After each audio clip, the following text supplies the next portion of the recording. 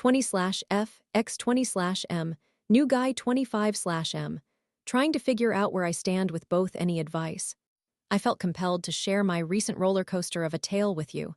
I must caution you, it is a lengthy one. Back in 2022, I began dating a guy who also happened to be my neighbor. Yes, we could quite literally see each other from our balconies. It was intense. It was like a typical summer romance. Everything was incredibly passionate and perfect, as though it were taken straight from a movie. However, as is the case with many summer romances, by October, he was departing for 9 months to travel the globe. Thus, our relationship transformed into a long-distance one. It was challenging, but I persevered, hoping for a positive outcome. After those lengthy 9 months, he returned home and we reunited. Yet, to be frank, it felt like a cold shower. I had constructed this idealized version of him and of our relationship during the separation, but when we finally met again, it did not align with my expectations. Regardless, we pressed on. We relocated to a new city for school, and even though we did not reside together, we would see each other every weekend. It appeared as though we were settling into a healthy routine, but I began to sense a void within me. He was not providing me with the appreciation I craved, and there were problems in our intimacy. He no longer seemed to pursue me. Whenever I confronted him about it, he would affirm his love for me, express confusion about his behavior, but insist that things would improve. I believed him and continued to hold out hope. Fast forward to July 2024, when we both made the decision to work in the United States for the summer. He had previously been there, and we secured jobs through his father's friends who owned several restaurants. However, here was the twist. We ended up living in different houses and working in separate restaurants. Consequently, we were seeing each other less frequently, and to complicate matters, I did not have a car or a license, requiring a colleague to take me to pick him up from work. After 2 weeks, my colleague could no longer assist me. I then offered to pay for an Uber to go visit him, but he declined, stating that he did not wish to waste money. That moment hit me hard. I could hardly believe that, after everything, he wasn't even willing to spend $60 to come see me, especially since we had no other expenses. I found myself alone in a foreign country, far from home, and it was painful. From that point onward, we did not see each other for a month and a half, until the day before we were both returning home. During that time, something had shifted within me. I was exhausted, tired of feeling neglected, tired of sensing that he was no longer seeking me out, and tired of witnessing the bond we once shared fading away. Back home, I expressed everything I was feeling, and he told me I simply had to be patient. He guaranteed that now that we had returned to our normal routines, things would improve. Spoiler alert, he ended our relationship 5 days later, claiming it was for my own benefit. Honestly, I felt a sense of relief. I was no longer happy with him, and I don't think I could have made the decision to end things myself. However, we had both agreed that this time apart would allow us to focus on our individual growth, particularly for him. We loved each other and believed we would eventually reunite. I still harbored a great deal of hope. Following the breakup, we did not see each other again. However, a mutual friend began sharing information that completely shattered me. He had been speaking ill of me, going out every night, and to make matters worse, while we were in the United States, he secretly visited a strip club. The most shocking part: 3 weeks after our breakup, this friend disclosed that he had slept with his best friend, someone I was familiar with and honestly believed was a lesbian. At that moment, I was in complete disbelief, but I resolved to stop dwelling on him and start living my life. And that is precisely what I did. After all the drama, I began going out more, meeting new guys, and at last embracing life as a single woman. A month later, I traveled to London with my best friend to celebrate Halloween. We attended a party, during which I met a guy. Let's call him Jay. There was an instant spark between us, and within just a few days, we spent nearly all our time together. When I returned home, I felt incredibly confused. I genuinely liked him, but of course, we lived in different cities, and I assumed it would end there. However, 3 days later, Jay offered to pay for my tickets to visit him, and so I spent 4 days together with him. From that point forward, we embarked on what felt like a long-distance relationship. Every 2 weeks, I would visit him for 4 to 5 days. I must defend myself here by explaining that, as a student, I had more flexibility to travel, while he was busy with work, and I would spend my time at his residence. Jay was 25, and he had never been in a serious relationship before. The only genuine relationship he had experienced was with me. He introduced me to his friends, invited me to his birthday celebration, and even introduced me to his mother and grandmother. I was very much attracted to him both physically and for who he was as a person. Even when we were apart, we would call each other every evening to discuss our days. I began to develop real feelings for him. Then, just before Christmas, my ex reappeared. This is where the story takes an interesting turn. I discovered that everything I had been told by our mutual friend back in September was completely false. Now, you might be wondering, what are you thinking? Are you returning to the man who hurt you? Well, yes, I decided to reach out to him. Ultimately, that girl had spread lies about me, and I needed to uncover the truth. This realization shocked me because, remember, when we broke up, I had believed we would get back together. But now I saw that many aspects were not as I had perceived. Regardless of everything, I made a promise to myself that I would not complicate matters further. I remained composed and attempted to stay grounded. We agreed to keep in touch, and then Christmas came and went. I spent New Year's with Jay, and when January exams arrived, I was unable to travel anywhere. I did not see Jay for a month, but the regularity of his phone calls remained unchanged. He called me each day, and even with the distance, it felt as though our connection was still robust. Once the exams concluded, I decided to return to my hometown for 4 days to visit my parents. I ended up speaking with my ex, who decided to visit during the same time. Naturally, we met up, and it felt strange after 4 months apart. We even went to a club together, and everything went smoothly. Afterward, since we lived nearby, we returned home, said our goodbyes, and while I was changing into my pajamas, I received a message. Yes, it was him asking whether I would come to his place. The temptation was intense, but I already knew what would occur if I went. So even though I was quite intoxicated, I chose to be responsible and not create a mess. I still commend myself for that choice. The next day, we met up and discussed our situation. It was evident that feelings still lingered between us. According to him, he had recognized his mistakes, worked on himself, and still had affection for me. I also held feelings for him, but I told him I was not ready to rekindle our romance. I proposed that we begin by reconnecting as friends and seeing how things evolved while continuing to live our separate lives. In the meantime, Jay was still part of the picture. A week later, I saw Jay again. We had not been in each other's company for a month, and when we reunited, I felt fantastic. However, upon my return home, he ghosted me for a day. I was devastated and extremely anxious. When he returned, I sought an explanation, and he assured me it was just personal matters unrelated to me.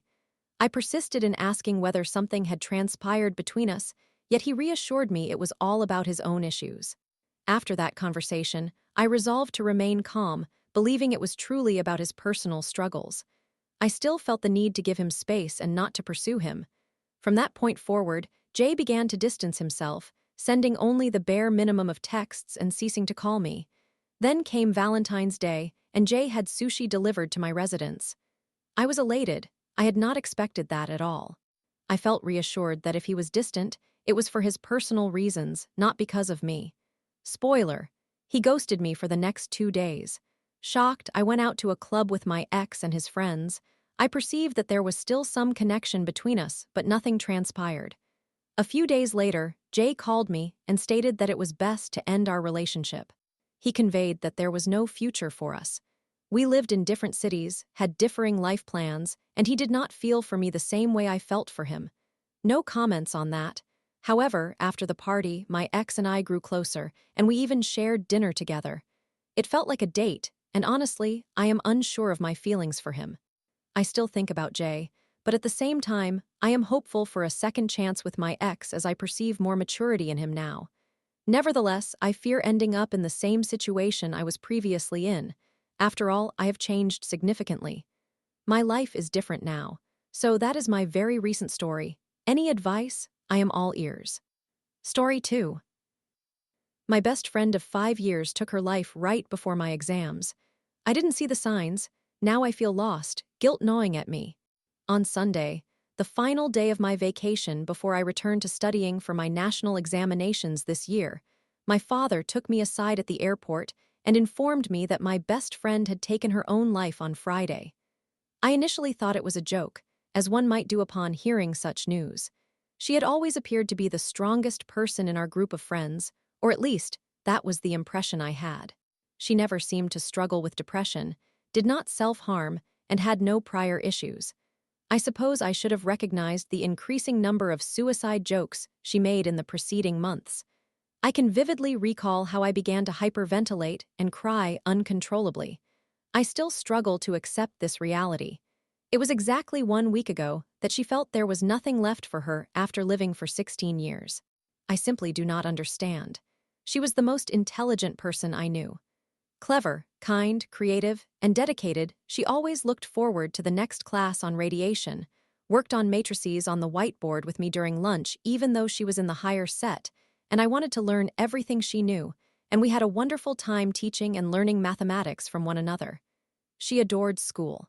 She would often call me before exams, chastising me until I learned all the solubility rules or finally grasped the equations correctly.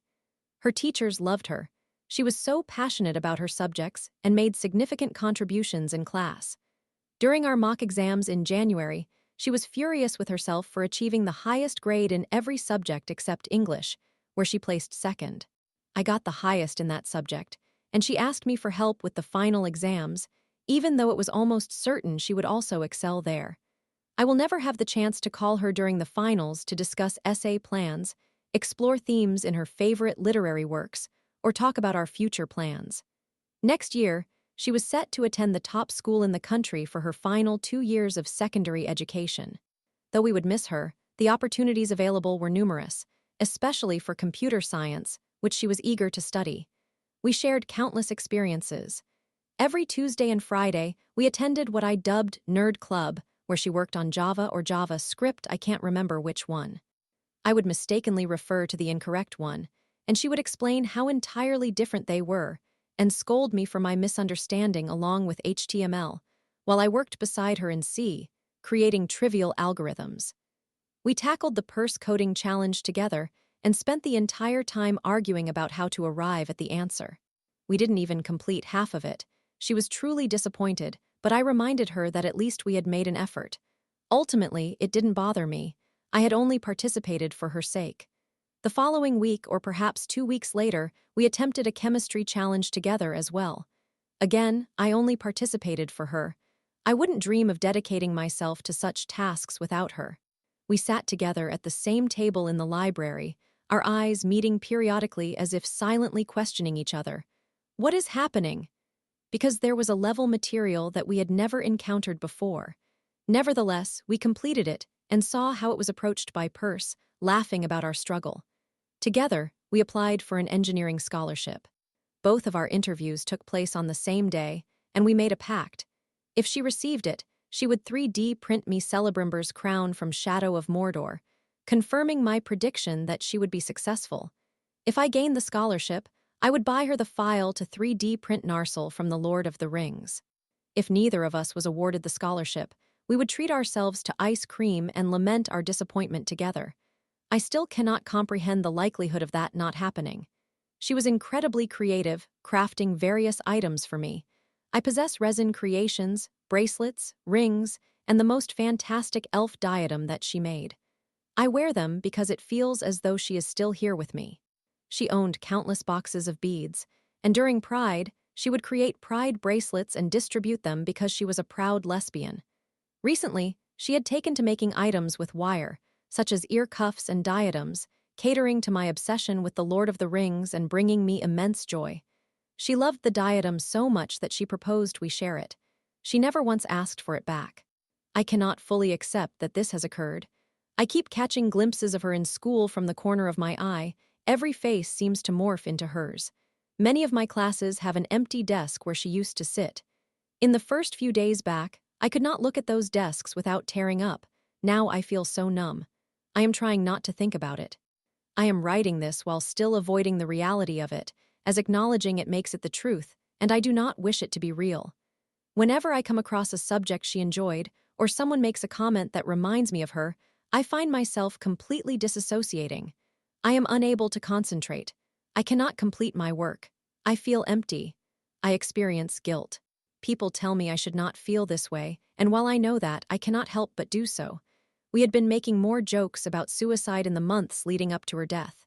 She once asked me, "Do you ever feel like you would end your life if you had a gun?" To which I responded, "Yes, oh my God, that's incredibly real. Welcome to the club."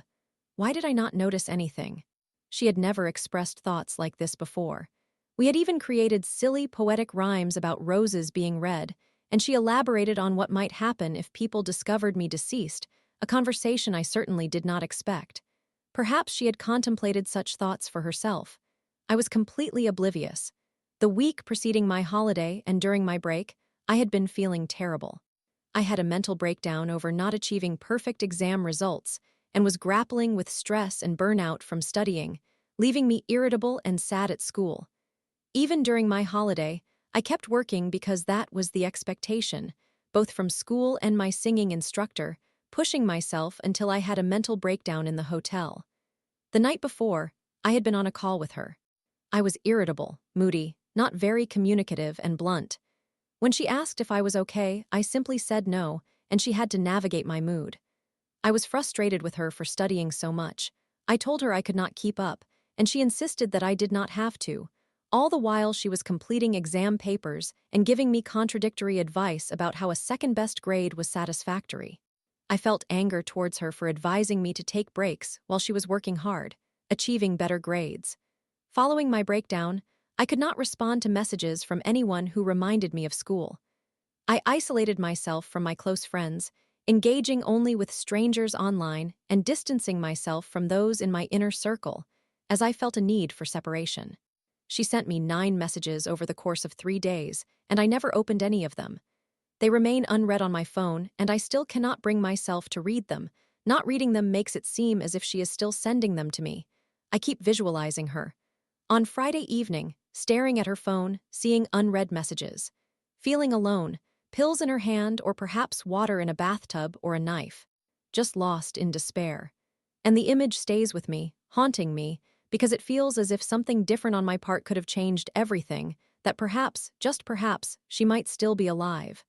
I truly cannot fathom how someone so intelligent could take such a drastic step. Did she not realize that we would care? That she had friends and family who would be profoundly affected? That once she made that fateful decision, the statistics for her loved ones would shift, and no matter how dire her feelings, things would improve because she had the intellect and resources to navigate through life's challenges. I am so angry with her. Why would she choose to do this? Her family is unaware. She never confided in anyone. On Friday evening, she asked a friend to call her to practice Spanish. The friend replied an hour later, but she never opened the message. What could have transpired after expressing a desire to study Spanish that led her to take such an irreversible action? I cannot comprehend it. I do not believe she left a note. I loathe that uncertainty. A part of me is convinced that it was an impulsive chemical reaction in her brain that went awry. It's hard to determine if it comforts me that I did not notice anything amiss, given that she seemed like such a joyful person with numerous plans ahead. I miss her dearly. I hope she did not suffer, and I wish it was swift. Story 3. Planning my dream wedding has turned into a nightmare. My mom insists on controlling every choice, even my maid of honor. I, 22F, will be marrying my wonderful fiancé, let's refer to him as J, for the context of this. 22M, in September of this year. We have been together for just over 2 years, and he proposed to me around the 1.5-year mark. I have never been more certain about anything in my life. I am genuinely in love with Jay and everything about him. He is amazing and wonderful, and I know he will make a fantastic father. We get along well, rarely fighting, and when we do, it's more of a civilized conversation and we frequently discuss life. However, recently, the topic that keeps arising seems to be my mother. My mom does not appear to want any of this for me. She has been a significant source of frustration regarding our wedding from the beginning. I have made a few posts on other Reddit threads expressing my grievances about how difficult she made my life while trying to select a wedding venue. It was truly disheartening. I have always dreamed of having the perfect wedding, of all the fun it would be to plan everything with my mom. In reality, though, this entire situation has become a massive mess.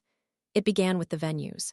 As I mentioned, I will not go into too much detail since I have posted about this before, but essentially she refused to allow me to choose a venue. Since she was financing a substantial portion of my wedding, I felt trapped. The venue I adored and wanted most, she would not travel to, and my second choice was inadequate for her, even though it cost only $1,000 to rent for the night. After countless arguments and tearful screams, we finally settled on my secondary option. Thank goodness. Jay, who was unhappy that I had squandered so much time arguing with my mother, suggested that before we make any financial commitments, we should elope. He proposed having a private ceremony with just close family and then hosting a large party afterward. As much as I recognized that this was the practical solution, it was not what I envisioned. I have always wanted a wedding attended by both friends and family, so I persevered with the planning. Oh, how I wish I could change my mind now. It has been an ordeal. Jay's mother and sister came down to go wedding dress shopping with me. We had an entire day planned, and I was incredibly excited. I found a dress that I liked a great deal, but the zipper became stuck. I called my mother for assistance. This boutique did not have anyone on staff to help, and she told me that I would not be wearing that dress to my wedding. I inquired as to why, and she replied it was because the top was somewhat see-through. She insisted I either make another choice or go elsewhere. We ultimately ended up going to a different store. Fortunately, I did find my dress. It was not see-through, but I did sob uncontrollably when I tried it on. I genuinely felt like a princess, and I believe Jay will adore it. After we secured my dress, my mom pulled me aside and asked me, "When are you going to ask your sister to be your maid of honor?" I was taken aback. I asked her what she meant, explaining that I had already asked my best friend, Marie, for context, to be my maid of honor, and I had shared that with her weeks ago. My mom threw a tantrum. She insisted that family comes first and asserted that your sister wants you to make her the maid of honor. It's only fair, along with the classic, "She's your sister, come on." The issue is, I never discussed this with my sister. My sister, B, for context, 21F, has always wanted her best friend to hold that role. At least, that was the case until now. She has always overshadowed me, so I am not surprised. She is the sporty type who always ingratiated herself with my parents and got everything she desired. She was always regarded as the prettier one, the one my parents adored more. In fact, my mother's friends believed B was her only child until I reached 20. That's how little she talked about me. It was always be this and be that. No one ever inquired about my life. Do I sound jealous? Because I am. I never received any of that attention. I always felt like the ugly little outcast. It took me years to build confidence after moving out of that house. It took me years to realize I didn't need my parents' validation. But now, my mother is pressuring me to make my sister my maid of honor. The thought made me want to vomit. I had already offered my sister the bridesmaid role, along with my other friend and Jay's sister. I thought it would be a good compromise, but I truly wanted my best friend's support on my special day. I love Marie dearly, and I wanted nothing more than to have her by my side as I married, to have her assist me in planning and preparing for my wedding. When I asked my mom if B would be willing to assist me if I did ask her, she told me no. My mom claimed it was selfish to force B to help me plan and insisted that it was my responsibility, not hers. I told her that it was not fair that I must choose my sister then, since I had already chosen my best friend who would willingly help without needing to be asked. My mom cried, and we left the conversation unresolved. Then the harassment began, over and over again. Marie discovered what my mom was doing after I vented to her, and she told me she would understand if she had to step down as maid of honor so that I could please my mother and give the role to my sister instead. I cried and explained how I did not want to do that. Jay advised me against it, encouraging me to tell my mother to back off and to let Marie be my maid of honor instead. I still have not come to a decision. Then the financial issues arose. Dear God, it only got worse. I encountered a financial advisor at a bridal show who provided Jay and me with his card. We arranged a meeting with him to discuss life insurance, current debts, and future financial matters. While discussing this, we mentioned that Jay and I owned and were managing a side business. The gentleman expressed his eagerness to help us manage our business as well, as long as we were interested. After a lengthy discussion about how everything would function, we made the decision to work with them. I felt ecstatic about how structured my life was becoming, and how proud I was of taking action I had never imagined doing.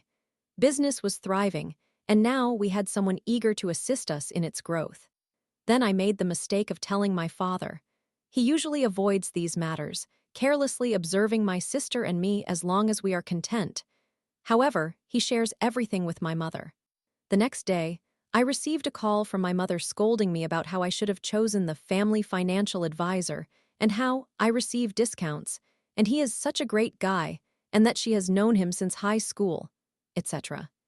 I informed her that I had already hired another company, to which she responded it was a mistake, that I would come to regret it, that she had just begun investing 2 years ago but was already making money, etc., and how my advisors would not achieve that for us. I started to second-guess my choice and went to Jay. He is much more composed than I am. He listened to what she said and reassured me not to worry, insisting that we stick with our financial company. She called me again this morning, but this time with a question about one of the wedding vendors.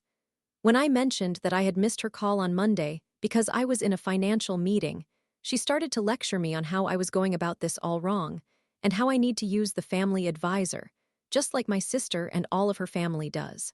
She claimed my sister would be more successful because they all have such a solid relationship with their financial advisor. I am just fed up. It is exhausting. I feel unappreciated and I feel abandoned. I feel worthless. I can't even have the wedding I have always dreamed of. I can't even do anything I want because of my mother. I do not wish to sever ties with my family because I love them, but it is causing tremendous anxiety for both me and Jay. I feel like I want to pull my eyeballs out and stuff them in my ears. I am unsure what I will do, but I needed to express all of this. I can't cry about it any longer. I know I must confront the situation. I just do not know how. I simply want to rectify everything. I now regret not eloping. It infuriates me that I can't even find happiness in my own life decisions. I am envious, filled with frustration. It is simply not fair. It is not fair. That concludes my rant for now, I suppose. I am going to eat some breakfast while I work. Thank you for listening to those who did. Story 4. I tried to plan my wife's birthday trip, but our house sold the day after. Aita came broke and she feels uncared for. Now what? This situation presents elements of both am I the asshole and a request for advice, so I find myself questioning whether I am in the wrong for failing to plan trips for my wife's birthday. I am 35 years old, while my wife is 36. We have been married for 15 years, and for the past 6 years, all she has desired for her birthday is to travel. If we do not travel for her birthday, she makes it seem as though I do not care about her.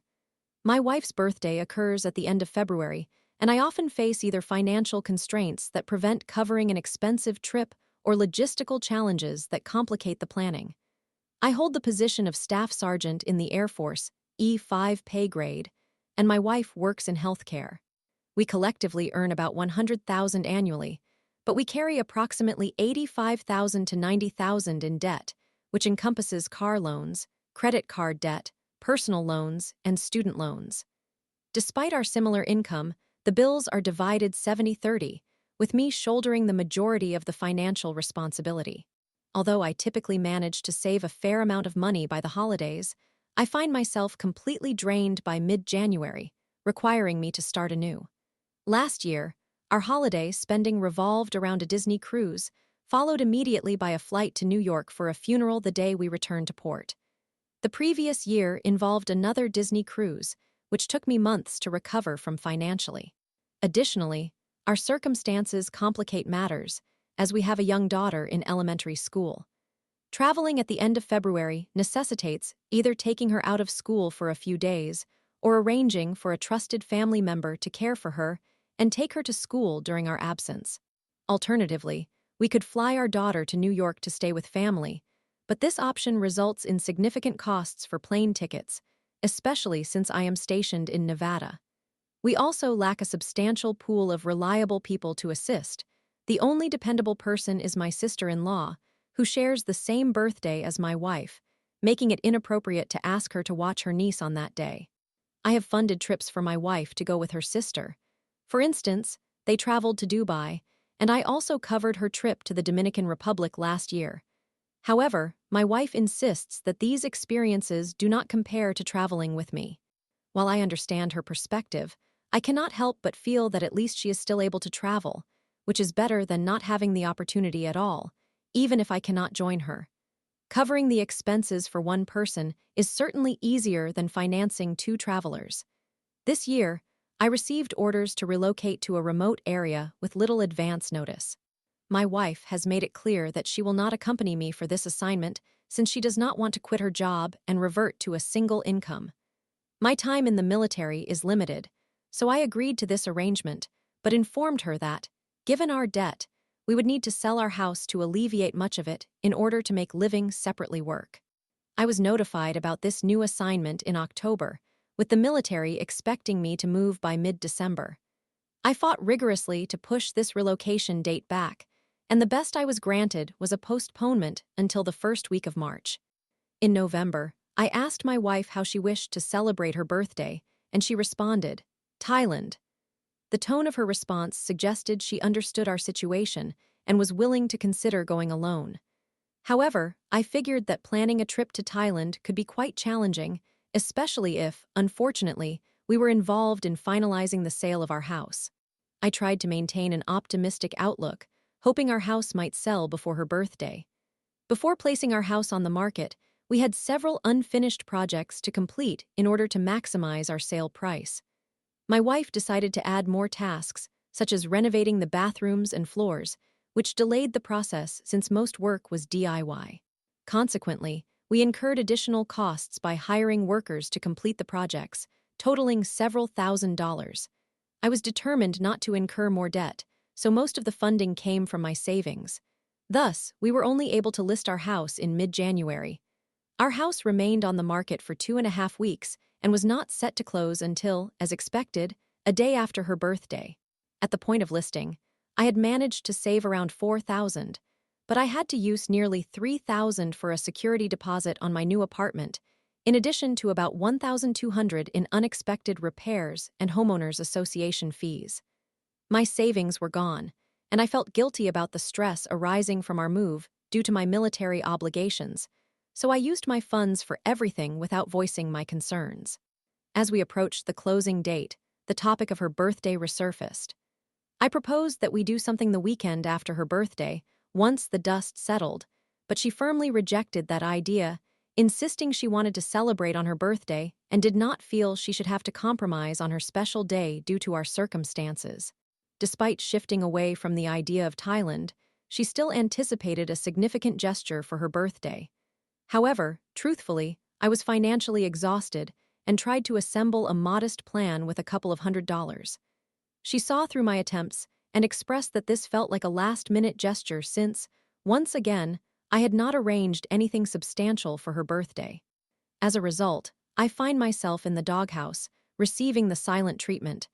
I would appreciate any advice on how to address this situation or whether there is a more profound issue at play. Additionally, I must note that my wife has sophisticated tastes.